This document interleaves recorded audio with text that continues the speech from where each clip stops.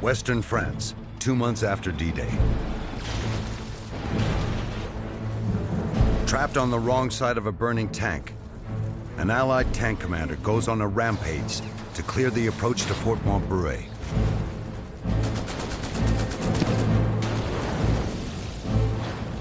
Out of ammo and defenseless, he turns back, but slides into a crater and lands at the doorstep of a German bunker occupied by enemy soldiers. It defies any kind of rational explanation that 39 guys are going to surrender to a guy with a pistol. They will put his bluff to the ultimate test. On June 6, 1944, Allied forces finally land troops in Normandy to open the Western Front.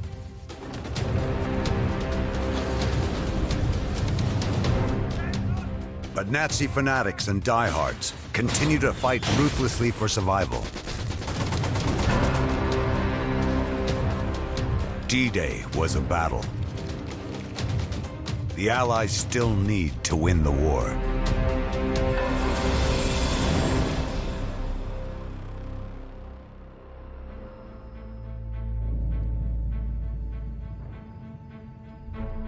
September 13th, 1944. Brest, France. Members of the American 121st Engineers Battalion worked to find a route through an area occupied by Nazi forces since 1940.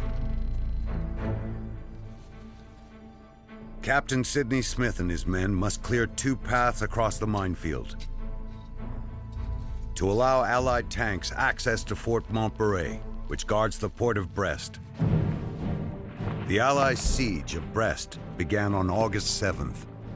As Allied forces head northeast, Supreme Allied Commander General Dwight D. Eisenhower judges the capture of Brest to be of the highest priority. There's a spectacular breakout from the Normandy beachhead. They were pursuing the German army, and they were running out of supplies very quickly. The port situation became critical. The goal? To seize the port of Brest and the U-boat bunkers back from the Nazis. Hitler told the German troops that were in the ports to hold at all costs. It was to the last bullet, to the last round, to the last life. These guys were going to hold out to the end. Capture of the deep water port would allow men and materials to be unloaded directly to feed the growing Allied war effort. Fort Montberet is one of the last German strongholds outside Brest, but it is protected by Nazi minefields.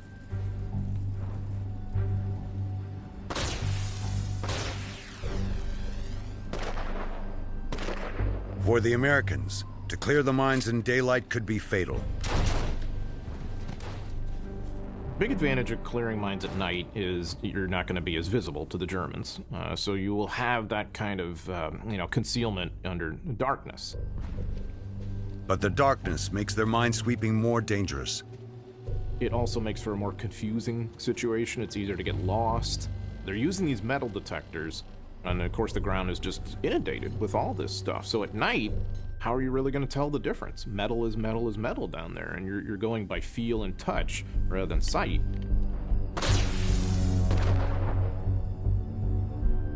Outside the fort's walls, Smith's men crawl forward in the dark. Some fan out into no man's land to ensure their work is not disrupted by German raiders.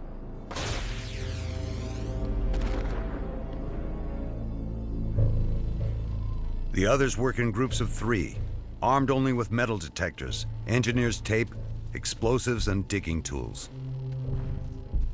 While one sweeps, another marks off the safe path. The unlucky third probes.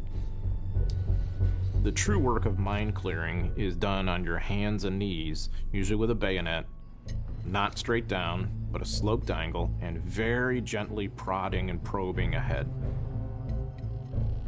As they work, they uncover 300-pound naval shells, buried as improvised mines by the Nazis, each capable of destroying a tank and killing its crew.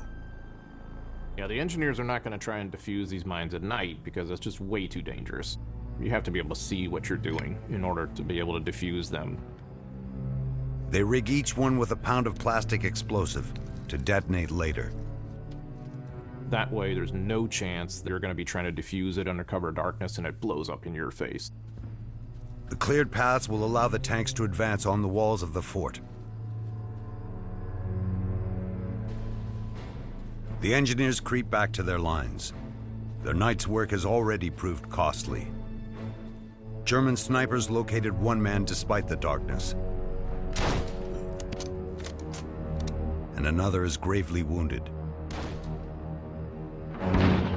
Allied command believed German troop strength at Brest to be 10 to 20,000 men, and that the city would fall in a week. But the Allies have underestimated the Nazi defenses.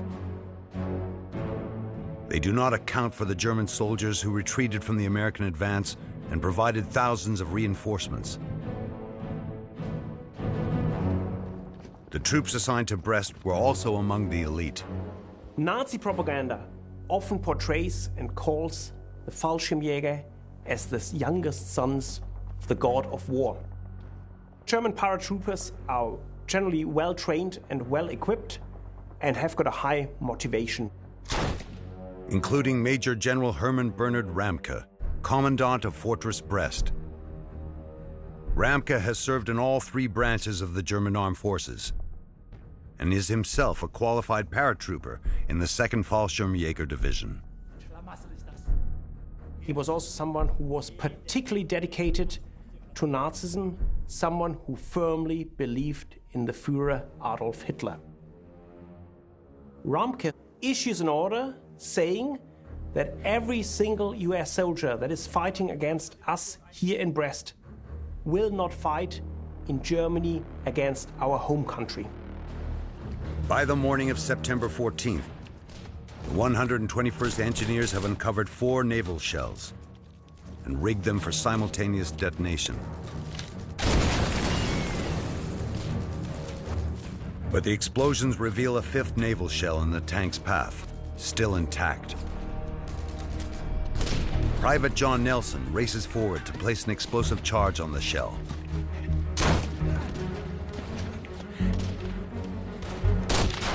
Though struck by enemy fire, Nelson succeeds in setting the charge. Then scrambles back to safety.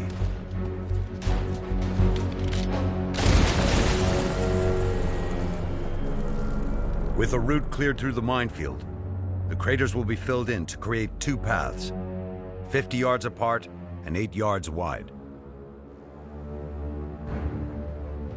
Major Tom Dallas of the 116th Infantry Regiment prepares to storm Fort Montbarret.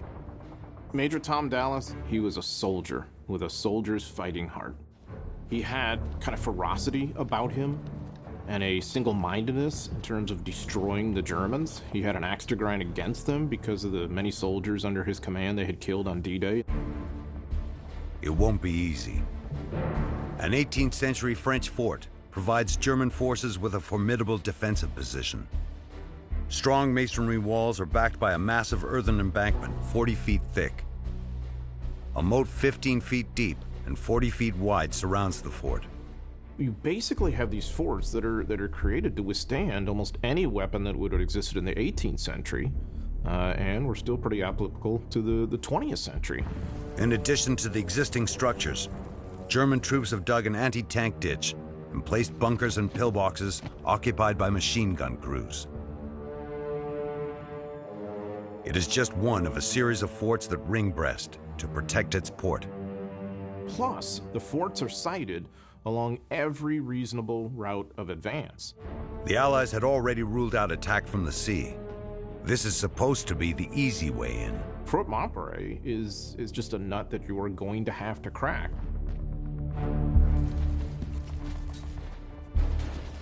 In addition to Sidney Smith's engineers, Major Dallas also commands artillery, along with American and British tanks. Major Dallas orders a smokescreen to protect U.S. troops as they mobilize. Then sends the 116th C Company to attack German positions on the fort's right flank. Dallas must neutralize the Germans' forward defenses. If he fails, his advance will stall.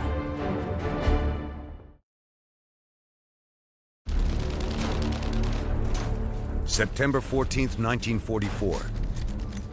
For 2 days, American forces have attacked Fort Montbarret, which guards the port city of Brest, without breaking through. Major Tom Dallas orders C Company of the 116th Infantry Regiment to clear the pillboxes and trenches on the right flank of the fort. You've got to take these positions first as a kind of stepping stone to get physically near the fort. In the smoky haze, the cratered landscape proves dangerous.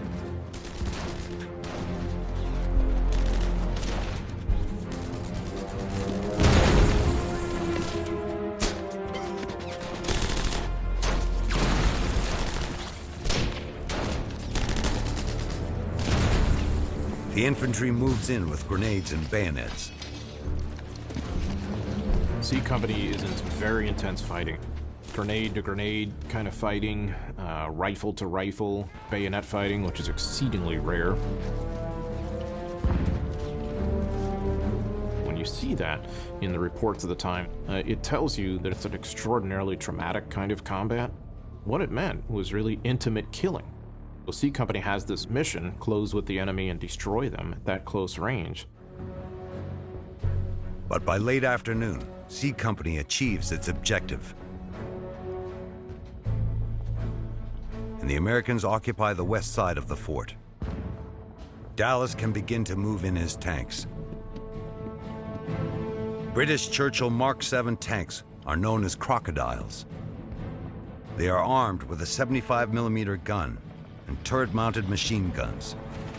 Each crocodile tows an armored trailer which contains 400 gallons of petroleum fuel that enables the tank to shoot flames 80 yards in 121-second blasts. Crocodile tank is a fearsome psychological weapon. Nobody wants to be burned to death. There are a lot of different kinds of death. That's probably the worst. Major Dallas orders 3 crocodiles to cross the minefield and approach the fort.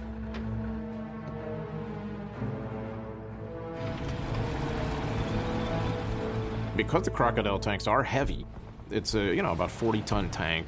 They are fairly well suited to this sort of jagged, cratered terrain. The lead crocodile is under the command of British Lieutenant Hubert Anthony Ward.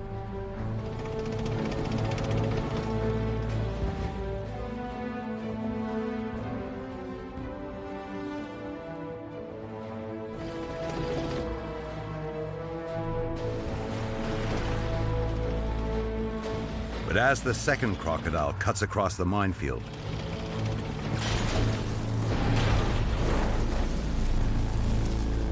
it sets off another undetected naval shell.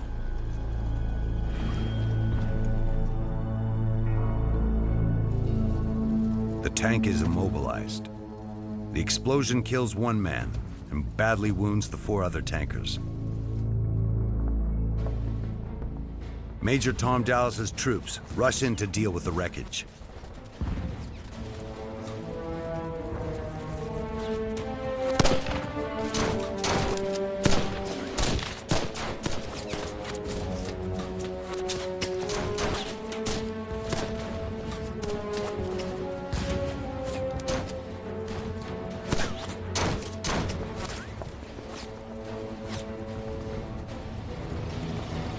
Worse still, it holds up the other tanks.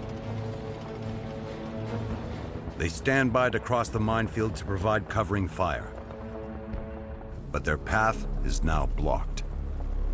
The remaining tanks are bottlenecked. Ward is basically up there, cut off, on his own, and those 5 tanks are of really no use to him.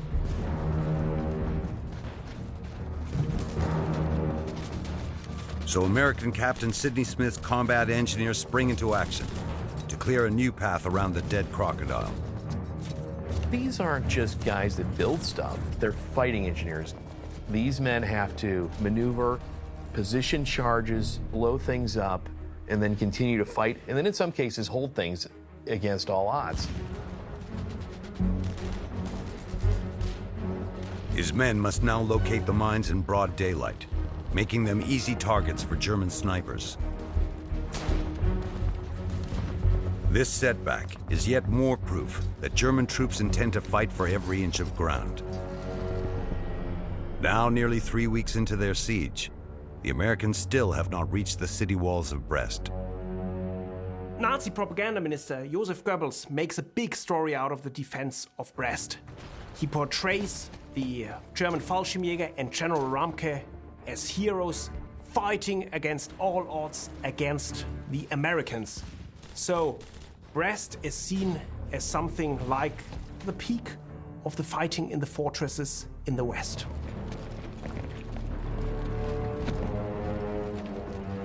Fort Montparet itself is held by a unit of Fallschirmjägers, commanded by Oberleutnant Flütter. German paratroopers or Fallschirmjägers were an elite unit, battle-hardened. They had all the mental toughness, they had the best weapons, and they were going to fight to the death.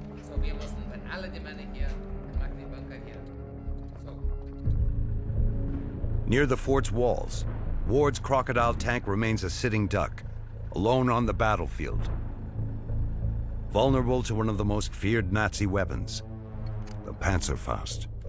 The Panzerfaust is the leading individual soldier's anti-tank weapon of that time. In that kind of cratered landscape around Montparet, these guys could be hiding anywhere. If he's within 30 or 40 yards, he's got this thing at his side and he can fire it. A one-shot deal, and there's a very good chance that that thing is going to penetrate your armor and possibly lead to a catastrophic explosion. Lieutenant Ward decides to take action. He targets the German defensive positions on the left flank. Dallas sends the 116th B Company forward to support the tank's charge. The Panzerfaust is just one example of why combined arms become so important. The tankers don't often have the visibility to deal with them, and they're looking for the heavier weapons. With clear lines of sight and maneuverability, the infantry are the best weapon against a Panzerfaust gunner.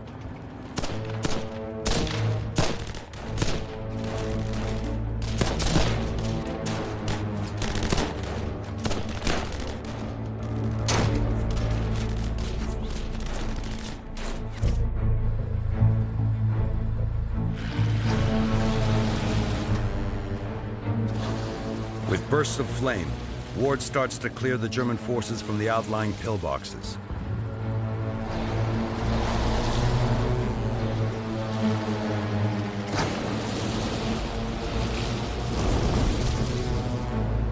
Then adds both his guns to the hail of fire.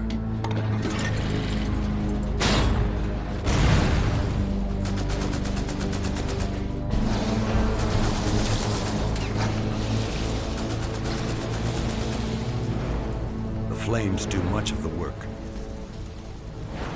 The defenders quickly surrender.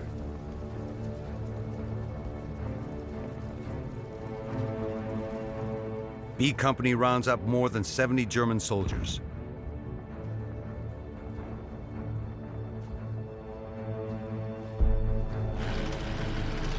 Ward presses onward with guns and flames. He clears the tree line to the north, and then east of Fort Montparet. Ward attacks so aggressively, he runs out of fuel for his flamethrower and shells and bullets for his guns. He has also outrun his support. It's just Ward and his crew. He has no infantrymen with him.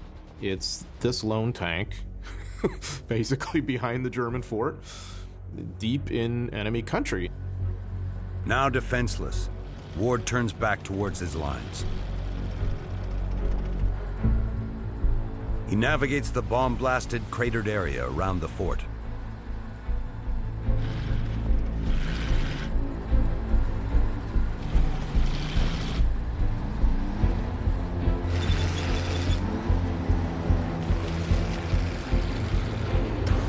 But stops suddenly when his 40-ton tank slips sideways into a deep depression. His timing couldn't be worse. The tank comes to rest, facing a bunker of German soldiers.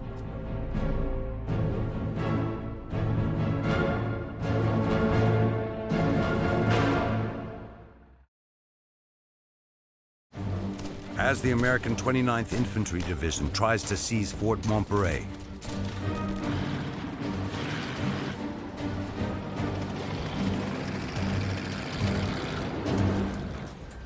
Lieutenant Tony Ward's British Crocodile tank crashes into a bunker containing 39 German soldiers. Ward has been roaming around there firing off all these weapons. He definitely has an effect. He has demonstrated the exact right personality you want in someone who has that kind of weapon, that kind of tank, in that kind of situation. He's done precisely what you should do. Initially surprised, the Germans may have been ready to surrender, but they quickly realize the tank is helpless. The tank's steep angle causes gasoline fumes to fill its interior.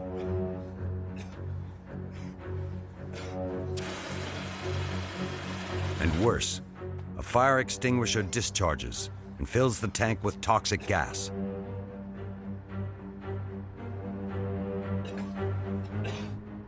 Ward's crew starts to suffocate.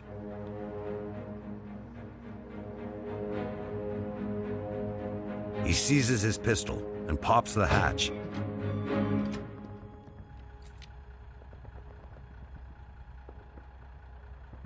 Lieutenant Ward does not plan to surrender. He begins a bold bluff and orders the Germans Hände hoch, or hands up. Not convinced by his pistol, the Germans don't move. The Germans look at him and are kind of sizing it up, thinking of surrendering, but thinking, wait a minute, these guys look a little wobbly. This guy only has a pistol. One of the tank crew passes Ward a loaded Bren gun.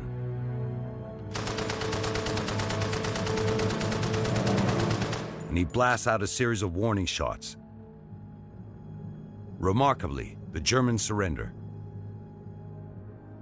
It defies any kind of rational explanation that 39 guys are going to surrender to a guy with a pistol if the flames or these other weapons are not some kind of factor in that. Despite Ward's success, the day's fighting has cost Major Tom Dallas 2 tanks, and his troops have yet to directly attack the walls of Fort Montperay. Dallas hopes he can get some help from the 115th Infantry Regiment. They will maneuver to sever the fort's last lifeline by capturing the road from Fort Montperay back to Brest. If the 115th succeeds, Oberleutnant Flöter will be cut off from supplies, reinforcement, and escape. Meanwhile, Dallas prepares for another assault on the fort itself. To do so, he must use the Crocodile tanks to full tactical and psychological advantage. Dallas still thinks he's going to need the tanks. The engineers then have to make sure to create some sort of smooth surface. Captain Sidney Smith and his 121st Engineers venture back onto the battlefield to fill in the moat and level out the approach to Fort Montperay.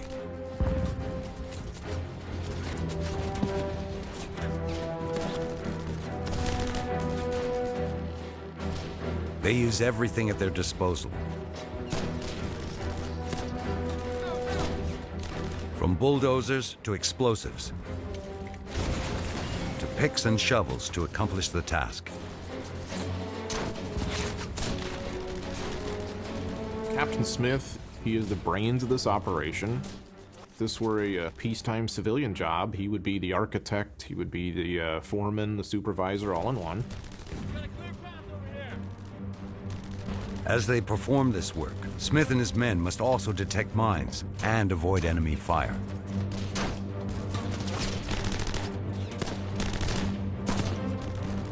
Smith himself directs a bulldozer operator's work. So here he is lying on the ground, under some level of cover, but certainly in danger. I think Captain Smith is a major player and character in this whole push toward Fort Montperay. Without him, I don't know that it's going to proceed the same way. U.S. riflemen provide coverage throughout the operation.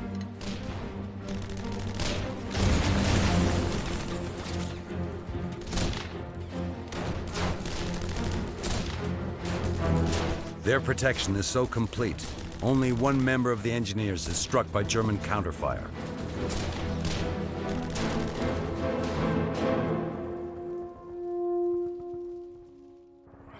On September 16th, Major Dallas launches yet another assault on Fort Montbarret. Smith's engineers have done their job well. 3 Crocodile tanks advance across the approach.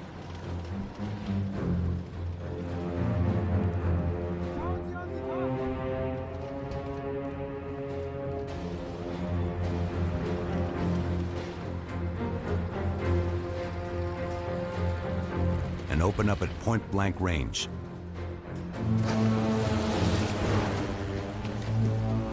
Each creates a wall of fire on the fort's north side.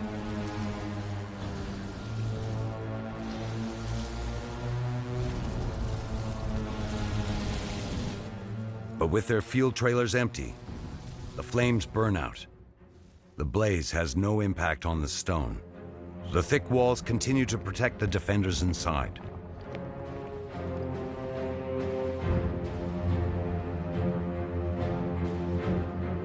Dallas will need another plan to deliver the flames right into Fort Montbarret. September 1944. American forces continue their siege to liberate the French port city of Brest. 3 flame-throwing Crocodile tanks fail to break through the walls of Fort Montbarret. American Major Tom Dallas must find a way to deliver the fire into the fort directly, to force the Nazi holdout to surrender.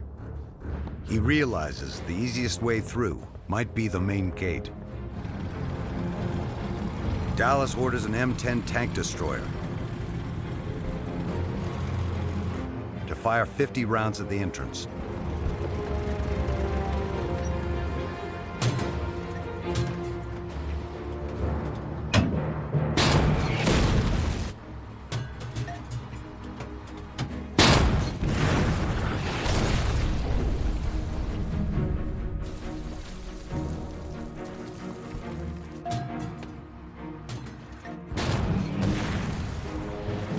While surely shaking the walls to their foundations.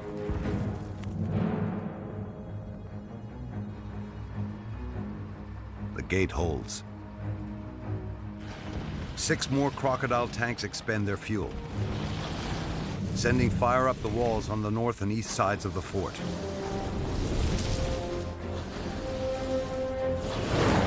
Though they push the Nazi troops back from the walls,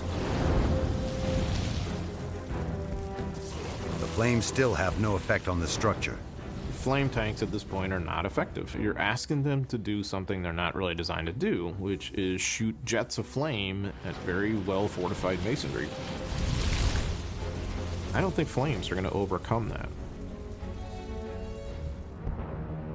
Dallas tries his luck with a bigger gun against the main entrance. They position a 105mm howitzer armed with white phosphorus shells, just 20 meters from the gate.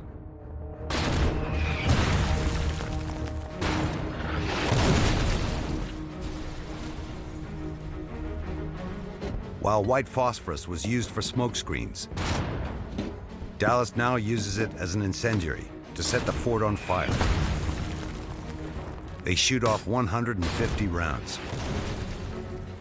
The shells are too small, the explosive charges are not strong enough, and you don't have the kind of penetration factor that you need. I mean, they're just going to bounce off those walls. So the shells are not at all effective.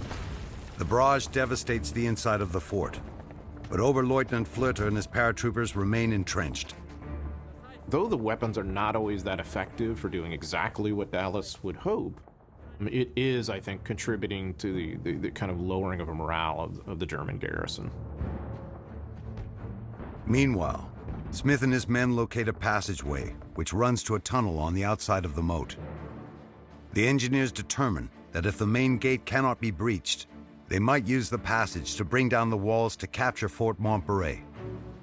So when the Americans find the passageway, it now creates a new option for Dallas beyond just standing there and battering the gate. An M10 tank destroyer is positioned.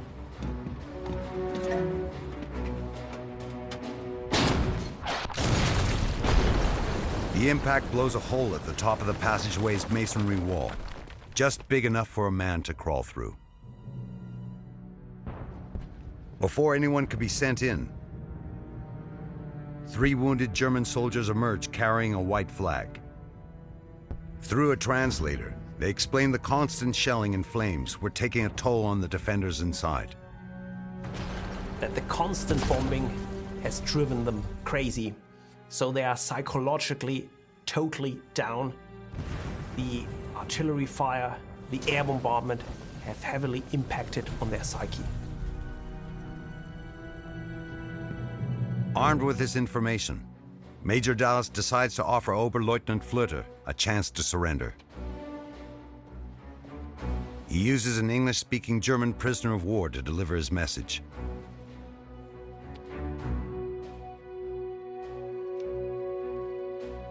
Dallas demands Flöter surrender by saying, if you don't surrender, you're going to get a lot worse than this. Minutes later, Dallas receives Flöter's reply. Flöter's response to Major Dallas's message is rather cheeky. Flöter says, if this is all you've got, we'll hold out for a little while. The siege of Fort Montbarret will continue.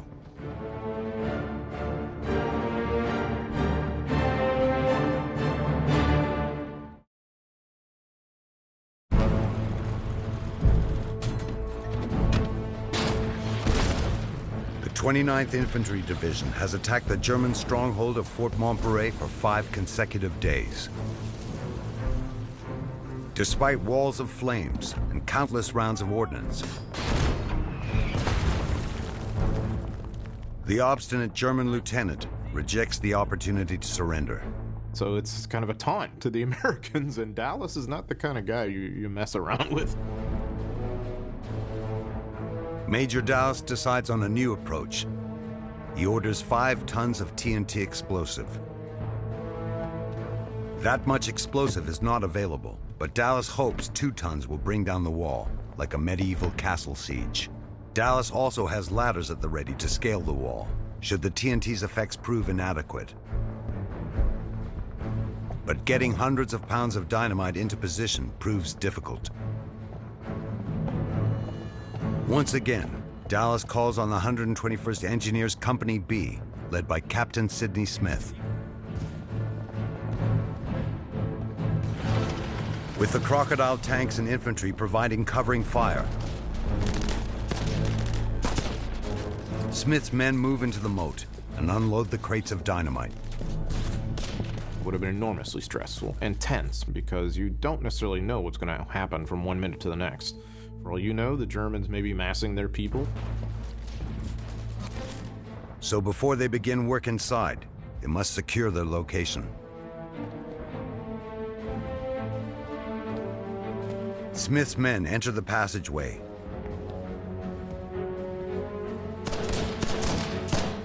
Fire their guns down its length. And lob in hand grenades. Satisfied it is clear,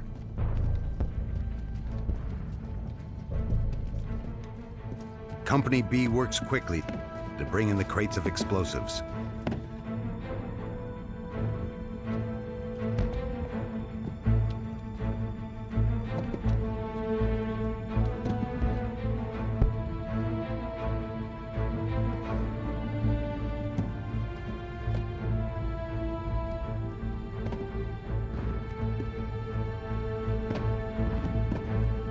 When the last man emerges, Smith sends him back for a final sweep.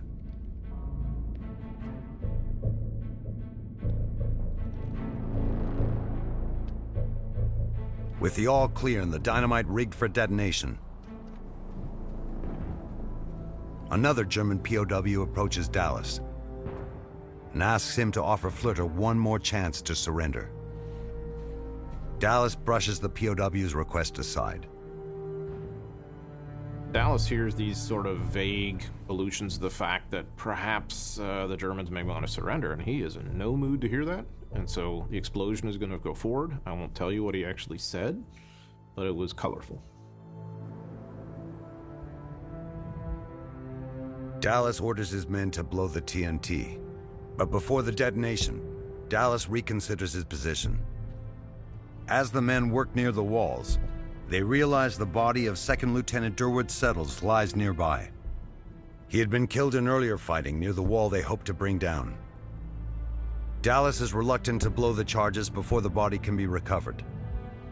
The demolition would likely crush his remains, an idea which disturbs everyone. A lieutenant from the Graves Registration Unit volunteers to attempt recovery of Settles' body. Dallas agrees to the delay. It's going to be better for your fighting morale, because of course, inevitably, you're going to think, what if it were me? And no one wants to think about, their remains getting exploded into atoms like that. Lieutenant Kelton braves enemy fire to cross the moat.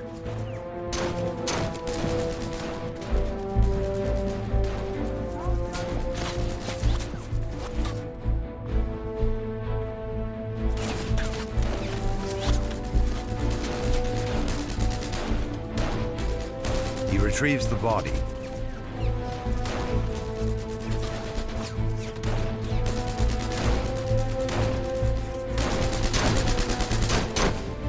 And carries it out himself.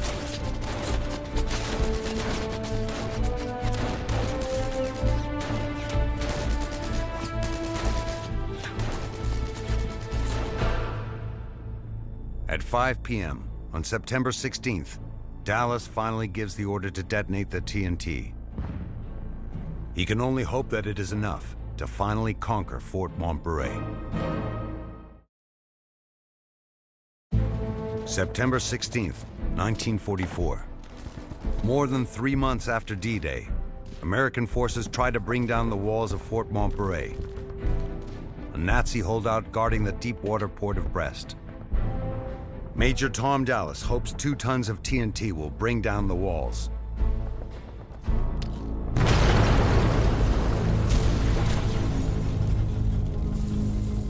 The explosion succeeds and causes the collapse of the central section of the fort's north wall. Once more, the 121st Combat Engineers enter the fray. With British and American tanks providing covering fire.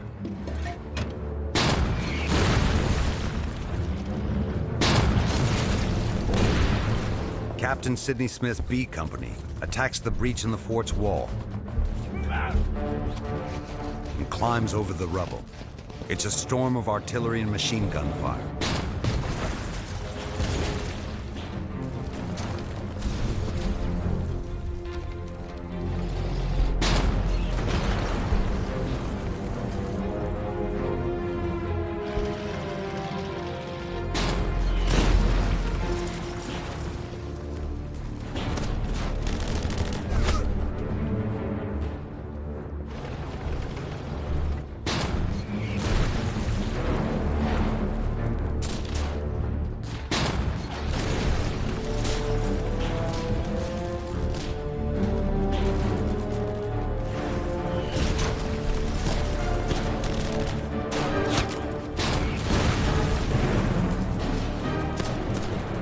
The onslaught is so intense that Smith's men do not realize the Germans are finally surrendering.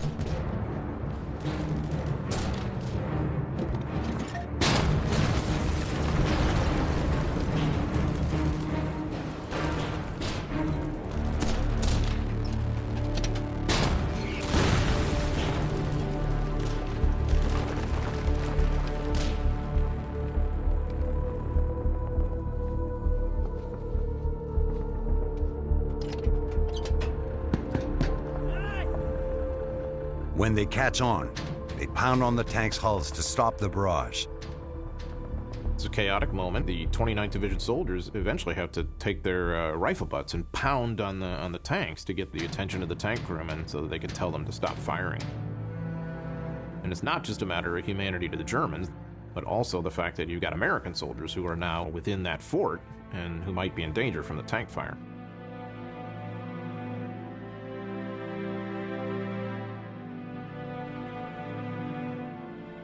Dazed German soldiers pour out of the fort.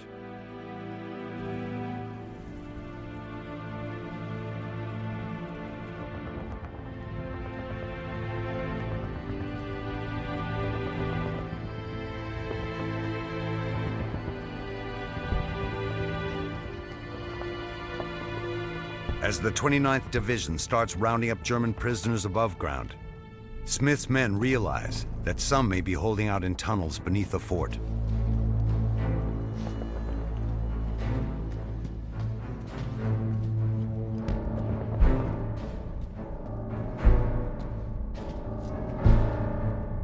As they creep down the passageway, they hear voices speaking German.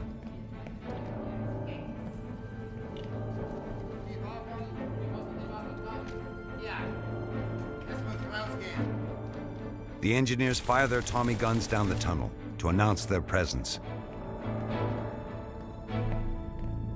2 men surrender.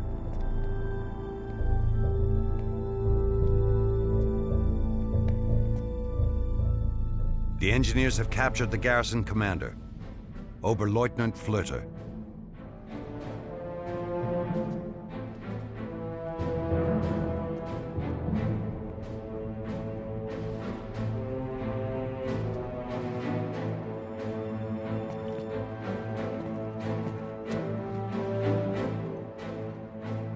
Flöter is delivered to Major Tom Dallas and demands to be treated as an officer.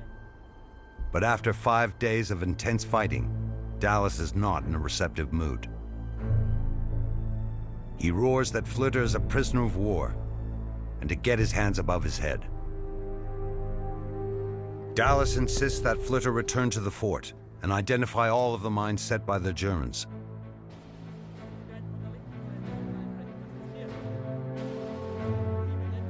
With Fort Montbarret finally in Allied hands, the 29th Division is ready for the final assault on the city. 2 days later, on September 18, 1944, the 29th, along with 2 other divisions of the U.S. 8th Army Corps, take Brest and its port. Major General Ramke is captured a day later, having fled across the harbor by boat. Captain Sidney Smith's daring leadership at Fort Montbarret earns him a Silver Star.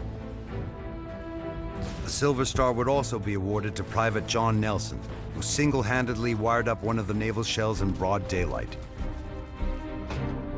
British Lieutenant Tony Ward's exceptional courage in the lead Crocodile tank merited a Silver Star as well, a significant tribute to a member of a foreign army. During the Siege of Brest, the 29th Division suffers over 3,300 casualties, including nearly 700 men killed. The American 8th Army Corps captures nearly 40,000 German POWs at Brest, twice the number of defenders estimated by Allied command. But throughout the 27-day siege, Ramke's troops sabotaged the port so thoroughly that no Allied ships would dock there for the remainder of the war. By late September 1944, the Allies pushed the Western Front towards Germany to capture Berlin as soon as possible. But in the coming weeks, Nazi resistance would stiffen and the war in Europe will continue for another 8 months.